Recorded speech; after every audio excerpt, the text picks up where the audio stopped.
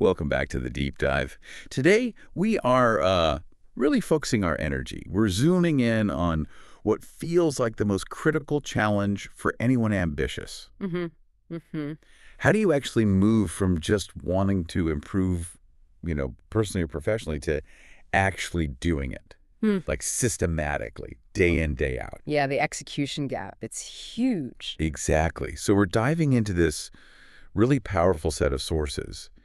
It's from a self-development specialist Mm-hmm. who's basically put together a roadmap. They call it a compass for growth. And it's designed for everyone, right?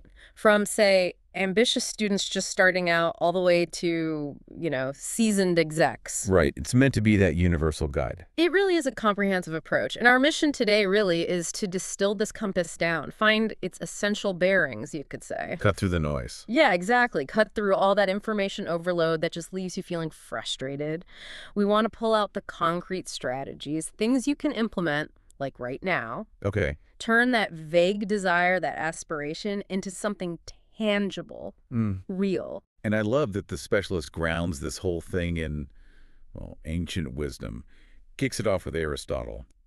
Knowing yourself is the beginning of all wisdom. Foundational. It speaks right to that core problem, doesn't it? We have this, philosophical urge to be better, but then there's this huge gap, this chasm between feeling that and figuring out the actual practical steps. And that just leaves us stuck, paralyzed. Precisely. Ambition's the easy part. Action. That's hard. It's like we're often trying to build something, I don't know, a house maybe, without pouring the foundation first. Yeah, that makes sense. So today we're going to unpack that architecture, the architecture of change, starting right now with the building blocks, the things you absolutely need to make any kind of long-term success even possible. Okay, so let's unpack that definition first. Self-development, we hear it everywhere, but the specialist is really specific about what this actually is. It's not just a checklist you tick off, is it? No, definitely not. Far from it. And the definition's key here. Self-development is the conscious and continuous process of improving your capabilities, your potential, and crucially, your self-awareness. Okay, conscious and continuous. Let's break those down. Right. Conscious means it takes real intentional effort. Planning. It doesn't just happen. And continuous, this is maybe the most important part, the specialist really stresses. If you think of this as a one-time fix, like a project with an end date, you fundamentally misunderstood it. Huh? It's a lifelong commitment, constant, slight improvement, forever, basically. That reframing, seeing it as continuous, not a sprint, Yeah. that actually takes a bit of the pressure off, doesn't it? Like, Yeah. you don't have to be perfect today. Exactly. Today's small effort is just part of that long continuum. Okay. And this continuous process, according to the specialist, it rests on 4 key pillars. Major lofty pillar. That's the metaphor they use, yeah. The foundation of a house. Without these 4, any structure you try to build on top goals, career, whatever, is just going to be unstable. Okay, let's get into them. Pillar 1, developing personal skills. Right. And the specialist splits these into 2 buckets, kind of the obvious ones and the maybe less obvious but crucial ones. Okay, the obvious ones first. The hard skills. We all kind of get these, right? Technical stuff, quantifiable things, learning to code, picking up a new language, maybe mastering financial modeling, stuff you need for a specific job. Yep, essential for job competence. But the specialist actually spends quite a bit of time emphasizing the other bucket, the soft skills. Okay. The fuzzier stuff. Kind of, but maybe complex is a better word. Okay. Things like communication, how you handle conflict, emotional intelligence, leadership, especially adaptive leadership. Yeah. And here's the thing that often gets missed. Hard skills might get you in the door, get you the interview. Mm-hmm. But it's the soft skills that really determine your trajectory after you're hired, how far you go. They make you more competent, more adaptable, basically everywhere. Personal life, social situations, work. Everywhere. Okay, let me push on that a bit. Is the specialist saying one type is, more important? Because honestly, in some fields today, it feels like pure technical skill is the only thing that matters. Yeah, good question. They argue for synergy, definitely. You need both. But they do emphasize that soft skills tend to scale better over a career. Scale better. How so? Well, think about it. Your technical coding skills, they might be outdated in 3, maybe 5 years. But your ability to give constructive feedback effectively, or to stay calm when things are hitting the fan, that's emotional intelligence, that stuff is timelessly valuable. Ah, I see. So it helps you apply the technical skills, especially when things get messy or change quickly. Exactly. In a volatile environment, which is, let's face it, most environments now. Okay, excellent. That leads nicely into the second pillar, which feels very connected. Building self-confidence. We hear this term thrown around all the time, but the specialist gives it a very specific sort of operational definition. Yeah, this is a really deep insight, I think. True confidence, according to this source, isn't arrogance. It's not believing you'll never ever fail. Okay, so what is it then? It's defined as this deep-seated belief in your ability to handle challenges, whatever comes up, regardless of the outcome. It's trusting your own resilience, your capacity to figure things out, to learn. Okay, I like that. It's about capability, not invincibility. Yeah.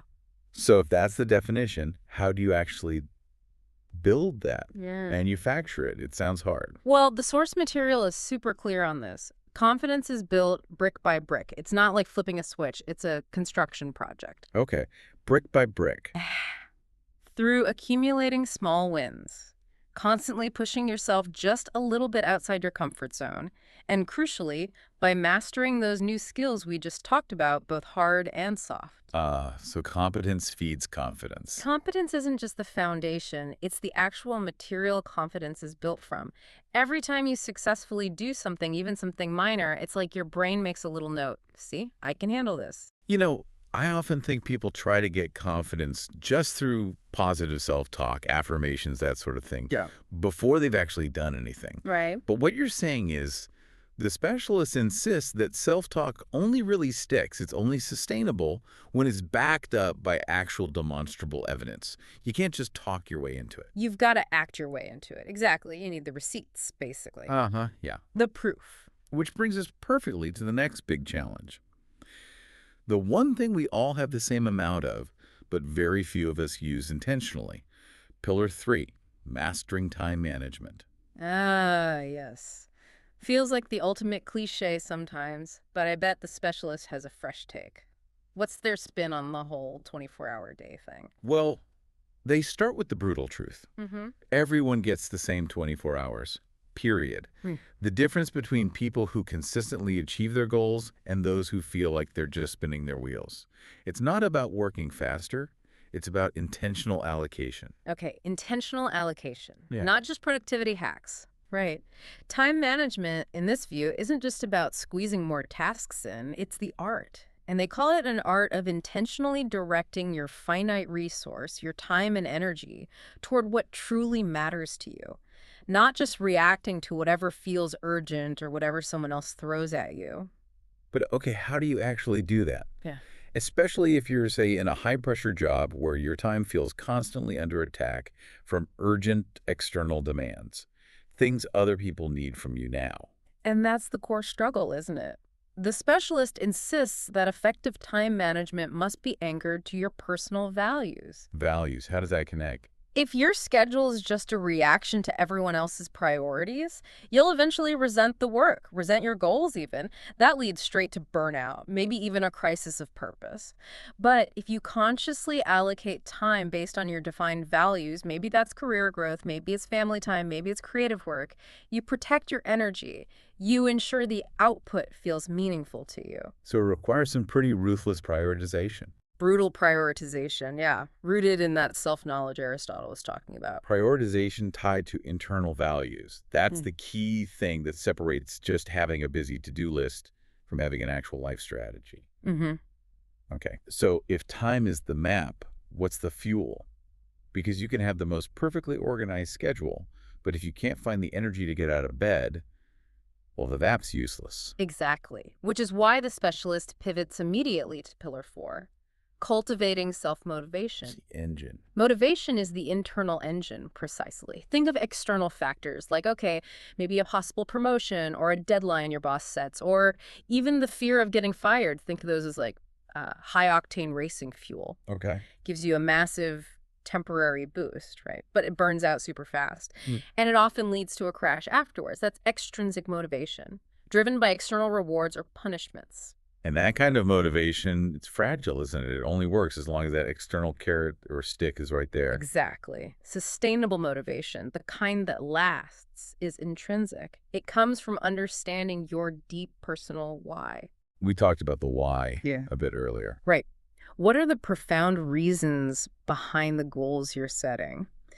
The specialist says that internal knowledge, really understanding how achieving this goal connects with who you are, your identity, your purpose. That's the only thing that keeps you going when the work gets tedious or the results aren't showing up yet or nobody's cheering you on. It's the bedrock, the thing you rely on when things get tough. It's the bedrock of perseverance. Absolutely. Okay, so let's summarize this foundation quickly. We're not just talking about 4 separate good ideas here. They're like 4 interconnected systems, right? Interlocking sisters, yeah. Skills give you competence. Competence builds confidence. Both need effective time allocation based on your values. And the engine running the whole show is understanding your deep intrinsic motivation, your why. Precisely. And if one pillar starts to crumble, let's say your time management is just chaos, it immediately starts eroding your ability to build skills or competence, which Yeah. then crushes your confidence. And eventually that just snuffs out your motivation. Wow, so it's a whole ecosystem. An entire ecosystem of personal effectiveness. You can't neglect one part without affecting the others. Okay, we've laid the foundation, strong pillars. Now we hit the hurdle that, honestly, probably stops most people cold. Just getting started. The inertia. The specialist acknowledges that really common cry for help. I want to change, I really do, but I'm just stuck. That feeling of being overwhelmed, what people often call analysis paralysis. Yeah, and it can be particularly bad for high achievers, ironically, because they often feel like they have to start perfectly, achieve everything all at once. The vision is so big, the first step feels impossible. Right. That gap between the grand plan and just doing the first tiny thing. It feels like this massive chasm. It does. And the solution the specialist offers is actually beautifully simple and psychologically really sound. You have to drastically lower the barrier to entry. You have to focus. Constraint is key. Okay. Lowering the barrier, focusing. This brings us to the first specific strategy for getting momentum going. The one thing rule. This sounds like finding relief through limitation. It's basically the anti-overhaul strategy. You absolutely must resist that urge we all get, on Monday morning to completely redesign your diet, your exercise routine, your finances, and your career path all at the same time. Yeah, been there. Haven't we all? Instead, you pick one. Just one small area to focus on, and only that one. For maybe the next 30 days, it just manages your mental energy so much better, lets you really zero in. Okay, let's make this concrete. The specialist gives specific examples. So for that professional who feels stagnant, like they need to update everything, skills, network, that feels paralyzing. What's their one thing? So their one thing isn't take a massive online course or go network with 5 new execs. It's much smaller. It's dedicate just 15 minutes every morning to reading high-quality industry news or insights. And here's the key part. Instead of mindlessly scrolling through email or social media first thing. So it's a replacement. A very constrained, focused replacement. Trading a passive habit for an active, informational one. It subtly starts to shift their professional identity. I'm someone who stays informed. I like that. Okay, and for the student, or maybe anyone struggling with procrastination, facing this huge mountain of work, their one thing isn't finish the giant project. No way. That's too big. It's But tackle the single task you're dreading the most for just 10 minutes. That's it. 10 minutes before you get coffee, before you check your phone, before any other reward kicks in. just 10 minutes of the worst thing. Yeah. That small, focused exposure, it breaks the fear cycle. It generates just this tiny little microdose of momentum. Okay, I faced the dragon, even just for a bit. And that momentum, that's the crucial bit, isn't it? That momentum is everything, because usually once you actually start, the task is rarely as monstrous as your imagination made it out to be. Sure. And that links perfectly into the second strategy, Connect to your why, but make it specific, not vague. Okay, we touched on the why in the motivation pillar. Yeah. But why is specificity so critical right here at the starting line when you're trying to overcome inertia? Because vague goals generate vague motivation. And the second you hit any resistance, which you will, the rational part of your brain just dismisses a vague goal. It's too easy to ignore. Like, I want to be more productive. Exactly. I want to be more productive. What does that even mean? It has no emotional pull. So when the immediate pleasure of scrolling Instagram pops up, more productive doesn't stand a chance. So we need to anchor the motivation in something real, something specific, something with an emotional kick. Give us that powerhouse example from the specialist again. Right. So instead of the wishy-washy, I want to finish my work on time. Which is still pretty vague. Yeah. The goal becomes emotionally charged and super specific. I want to finish my work by 5 p.m. so that I can be fully present and distraction-free when I'm coaching my kids' soccer team. I don't want to miss these years. Wow. Okay, that hits different. Totally different, right? Yeah. That connection is palpable. It's highly motivating. Suddenly, you're not just working to clear a task list. You're working for a specific, deeply valued emotional experience, something rooted in your core values. And the practical tip here, which seems so simple but probably gets skipped all the time. Yeah. Actually write that super specific why down. Put it somewhere you'll see it every day. Absolutely. It acts as an internal commitment device, a constant reminder. Okay, makes sense. And that leads to strategy 3. This might be the most potent psychological trick for just starting. Popularized by James Clear, strongly endorsed by the specialist, lower the bar for entry, aka the 2-minute rule. Right, the 2-minute rule. Yeah. We touched on this, but let's go a bit deeper. Why does this work so ridiculously well for getting unstuck? What's the psychology? Okay, so the basic idea is you scale down whatever new habit you want to start. Scale it down until it literally takes less than 2 minutes to do. Less than 2 minutes, okay. But here's the profound insight, the thing the specialist really hammers home. This rule is deliberately not about the immediate result. The outcome of those 2 minutes is often negligible. Right. Like if I want to learn guitar, playing for 2 minutes isn't going to make me Eric Clapton anytime soon. Exactly. The skill gain is tiny. So if the result doesn't really matter initially, what's the real point of the 2-minute rule? Okay, what is it? The purpose is identity building. It's about consistency over intensity. By just showing up every single day and performing that ridiculously small action, you're casting votes. Votes for the kind of person you want to become. Casting votes for your future self. Yeah. You're eliminating the friction, the decision fatigue around starting, which is the absolute biggest killer of consistency. The identity you slowly build, I am the kind of person who puts on their running shoes every morning. That's what eventually fuels the bigger results down the line. Okay, let's nail that down with those specific examples of scaling back the habit. Ambitious goal. I want to read 1 book a week. The friction there feels high. 2-minute rule version. Read 1 page. 1 page, that's it. That's it. You just have to commit to 1 page. Your brain goes, geez, that's ridiculously easy. And the beauty is once you've read 1 page, you can always keep going if you feel like it. But you must complete the 1 required page to win the day. Okay. And the person who wants to go to the gym 3 times a week, that takes serious effort, planning, packing a bag. The specialist boils it down to the absolute bare minimum action that signals intent. Put on my workout clothes. Just put the clothes on? Just put the clothes on. By physically changing, you've overcome that first, often biggest hurdle. You've signaled the identity, I am someone who works out, and what happens? Once the clothes are on, momentum often kicks in. Maybe 80% of the time, you actually end up doing the workout, even if you only committed to the 2-minute action. Because the inertia is broken. The initial win is simply overcoming inertia. That's the magic. Okay, so we've broken the inertia, we've got some momentum going. Now we need direction, right? A map. Right. Structure. The specialist draws this really sharp line between just having wishes and having actual goals. Big difference. Most people, they have wishes. I want to be happier. I want to be healthier. I want to be richer. Desirable outcomes, sure, but there's no map attached. Exactly. And unachieved goals. They're often not a sign of low effort or lack of desire. They're usually a symptom of just poor goal design. Like having a powerful engine but no steering wheel. Perfect analogy. You can pour all the fuel, all the motivation in the world into it, but if the map is just a vague scribble, you're not going to end up anywhere specific. You'll just drive around aimlessly.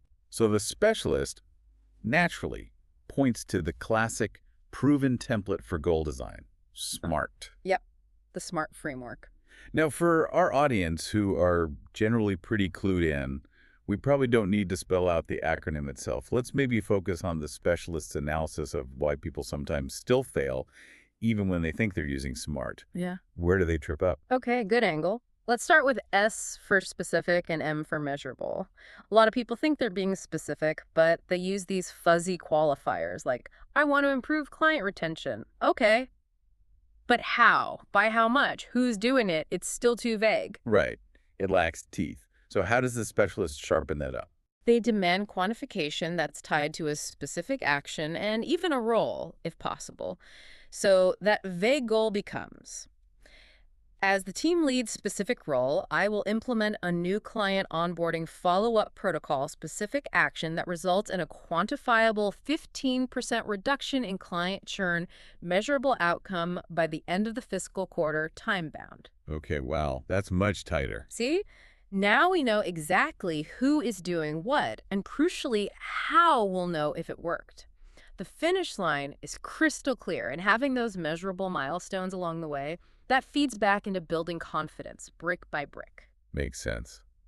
Okay, now let's tackle the next two letters, where the specialist apparently finds a lot of people stumble.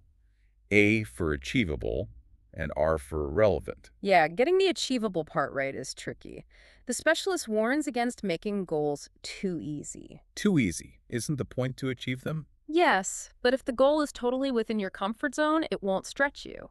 And if it doesn't stretch you, it doesn't build new competence or confidence. It undermines the whole foundation we talked about back in section 1. Ah, okay, so it needs to be a stretch goal. It must stretch you. Ambitious, yes. But, and this is key, it still has to be within the realm of possibility given your current situation, your resources, constraints. If it's genuinely impossible, it's not a goal. It's just a fantasy set up for failure. That demotivates you. Finding that sweet spot between challenging and impossible. Yeah. Got it. And how does relevant connect back to our earlier discussion about motivation and the why? Relevance is basically the internal alignment check. Does this specific goal actually line up with your deeper values, with that larger life vision you hopefully articulated when you dug into your why? Right. If you set a goal just because, I don't know, it seems like something you should do, or it's trendy, oh, everyone's learning Python, I guess I should too, but your true passion, your core value system is actually centered on, say, creative writing, you're going to burn out on that Python goal super fast. Because it doesn't feed your soul, basically. Exactly. Relevance ensures the energy you put out actually feeds back in positively. It connects to your core identity. It stops goals from feeling disposable the minute things get difficult. I think that's a brilliant distinction. A goal that isn't relevant is basically someone else's goal that you've accidentally adopted. Well put, exactly. And finally, the element that adds the necessary pressure, the focus. T for time-bound. The specialist is absolutely adamant here. A goal without a deadline is just a wish list. Yeah, this connects right into Parkinson's law, doesn't it? Yeah. Work expands to fill the time available. It absolutely does. A deadline creates urgency. It creates focus. Yeah. It forces you to allocate resources and think strategically now instead of letting it drift off into someday. Right. A 3-month project that's due sometime this year will probably take all year. Whereas a 3-month project due September 30th, it forces action. It'll likely get done by September 30th, or you'll know exactly why it didn't. Okay, to really make this concrete, let's revisit that public speaking example. Let's break down how SMART transforms it from a vague wish into an actual plan. Okay, the vague wish. I want to get better at public speaking.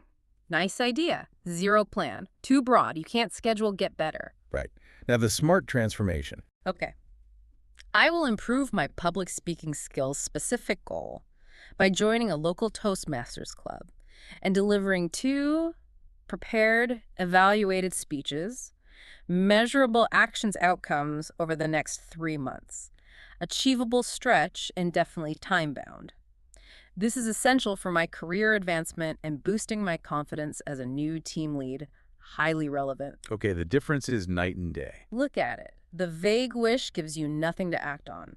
The SMART goal gives you a physical place to go, Toastmasters, a specific measure of success, 2 speeches done and evaluated, a powerful psychological driver, career, confidence, relevance to the team lead role, and a clear end date, 3 months. It pulls the goal out of the clouds and puts it right into your calendar. Exactly. From abstract hope to concrete plan. And the specialist really underscores that this structure, this framework, it works universally, right? Doesn't matter if you're aiming for a promotion at work or trying to get confident enough to lead a community project in retirement. The design principles are identical. The context changes, the template holds.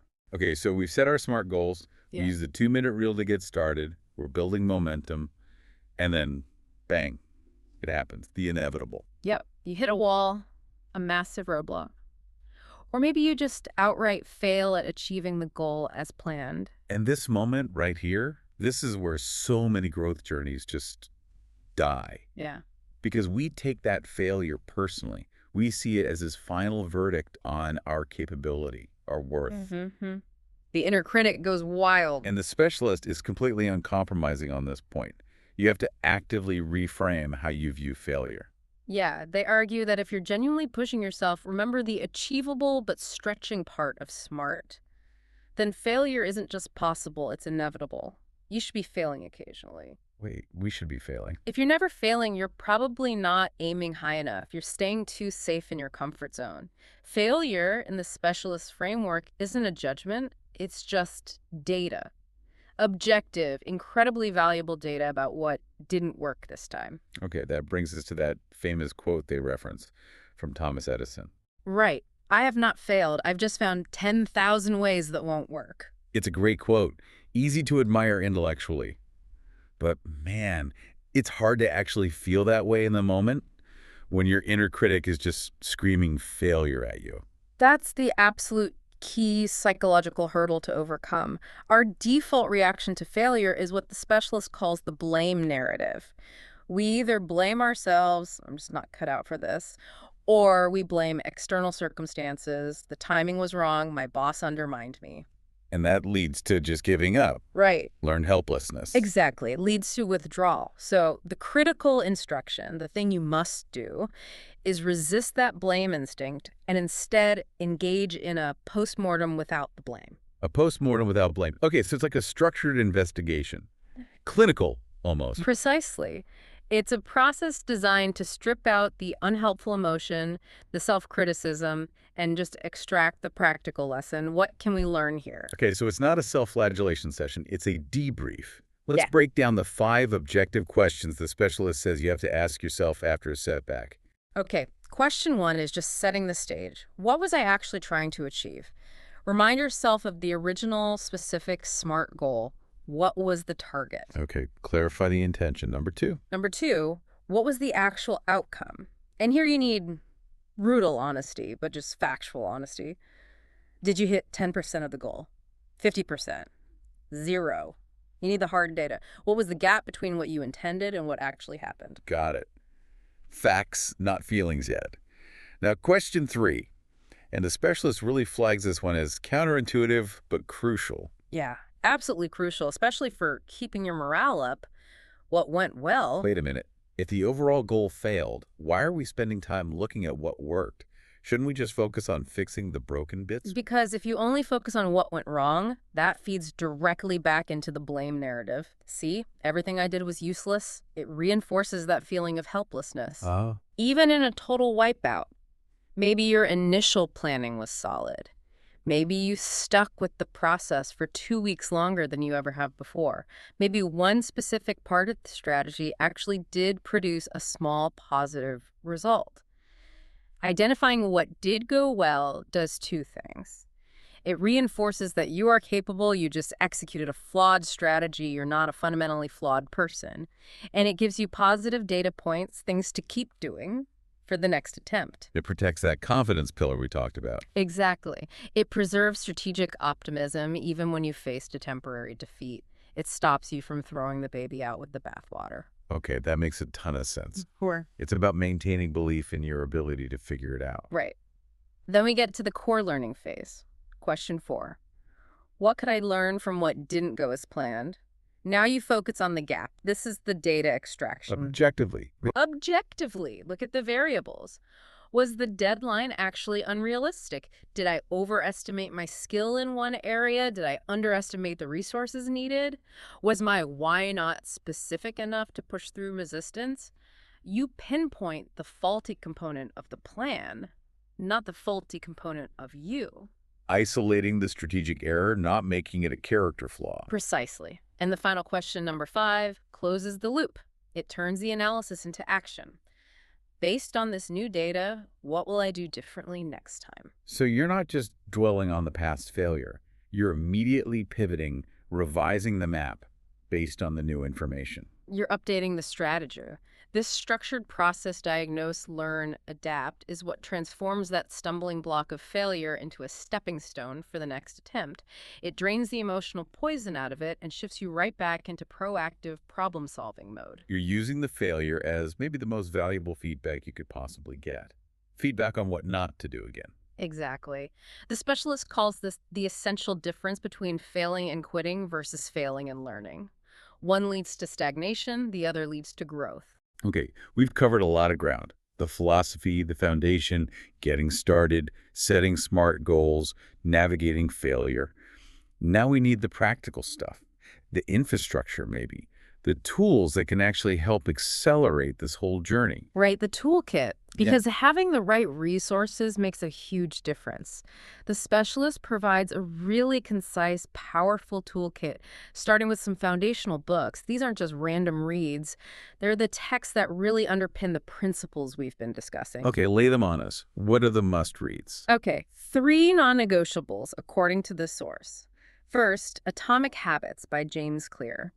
The specialist basically calls this the operational manual for the 2-minute rule and building consistency. The how-to of habit formation. Exactly. How to design your environment, set up systems, make good habits almost automatic and bad habits difficult. It's the mechanics of consistency. Okay, crucial. What's second? Second, Mindset. The New Psychology of Success by Carol S. Dweck. This one is absolutely essential for tackling that inner critic we just talked about, especially when facing failure. The growth mindset versus fixed mindset stuff. Precisely. It gives you the framework to understand, identify, and intercept those fixed mindset thoughts. You know, the ones that say, I'm just not good at this, or this failure proves I can't do it. And it shows you how to consciously shift into a growth mindset, where challenges are opportunities to learn and expand. Powerful for resilient. Okay. And the third book. And finally, the timeless classic, The 7 Habits of Highly Effective People by Stephen R. Covey. This book provides the big picture, the overarching principles for aligning your day-to-day actions with those deeper long-term values we talked about with time management and motivation. Moving from just being busy to being effective. Yeah, moving from task-focused to principle-focused living. Really understanding what matters most in the long run. Okay, solid foundational reading. Now, what about practical apps? Things we can use on our phones or computers day to day. Right, digital tools. On the organizational side, the specialist recommends things like Notion or Trello. I use Notion. It's great. Yeah, they're super flexible. And the point isn't just that they're fancy note-taking apps. They become the digital architecture for managing your goals. You can visually map out your SMART goals, track your progress on those milestones, keep all your notes and ideas for a project in one place. It just reduces the friction of trying to find stuff, saves mental energy. Keeps things organized so you can focus on doing. Makes sense. What else? Well, because sustained growth is basically impossible if you burn out or your mental health suffers, the specialist strongly recommends tools for kind of internal maintenance. Apps like Calm or Headspace. For meditation and mindfulness. Exactly. Building a consistent mindfulness practice is seen as critical. Why? Because intense focus, pushing your boundaries, that consumes a lot of mental energy. These apps help you learn to manage stress, improve the quality of your focused work periods, and crucially, increase that self-awareness. Remember Aristotle, knowing Fact, yourself, beginning of all wisdom. right? Good connection. Any other apps? One more organizational tool mentioned is Todoist or something similar. It's simpler, more focused purely on managing the daily task list. It helps you operationalize that time management pillar, specifically the prioritization part, ruthlessly identifying maybe the top 1, 3 things that really matter today, ensuring your limited energy goes to high value, relevant activities, not just busy work. Cutting through the noise of the daily grind. Okay. Lastly, the specialist mentions some assistive techniques. These sound like strategies rather than specific products. Exactly. Actionable strategies that just require your commitment, no purchase necessary. The first one highlighted is journaling. Simple classic. Simple, classic, and incredibly effective. Spending just 5 or 10 minutes a day writing down thoughts, challenges you faced, small wins, frustrations, is flagged as maybe the single most effective, low-cost tool for building self-awareness. It's how you check in with yourself. How's my motivation? Where am I feeling friction? How did I react emotionally to that setback? It's a personal feedback loop. A conversation with yourself, basically. Okay, and the final technique. The final one is about managing your focus and preventing burnout during work sessions. The Pomodoro technique. Ah, the timer method. 25 minutes on, 5 minutes off. That's the classic structure, yeah. Work in intense, focus 25-minute bursts, then take a mandatory short break, repeat. The key insight here is that it's not just a productivity hack to cram more in, it's a mechanism for protecting the quality of your focus. How so? By pre-committing to the short break, you kind of trick your brain. You tell it, look, you only have to stay laser focused for 25 minutes, then you get a breather. This actually reduces the urge to constantly check email or get distracted during the work block, and those built-in breaks are crucial for preventing mental fatigue and maintaining high performance over longer periods. Sustainable focus. Hashtag tag tag outro.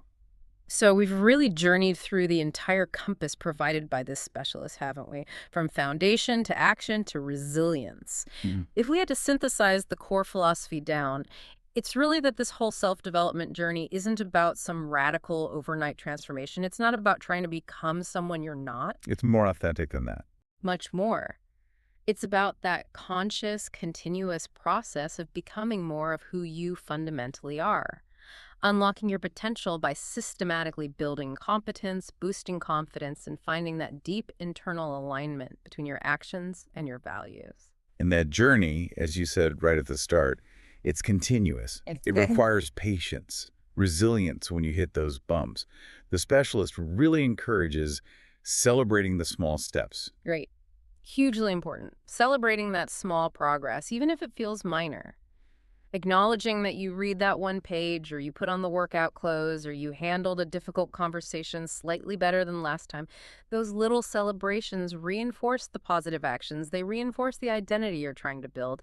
It makes the whole thing feel less like a slog and more like a rewarding path, makes the marathon sustainable. Right. Keeps the engine fueled. Exactly. And we really have to land on that powerful action-driving thought that seems to underpin this entire approach. The best time to start was yesterday. The next best time is now. No more waiting. The insight is valuable, the knowledge is good, but at the end of the day, the only thing that creates change is action. Now. Which brings us right back full circle, doesn't it? Back to the power of just starting, maybe with that 2-minute rule. If the real goal, like this specialist argues, isn't the immediate outcome, but building the identity of the person you aspire to be.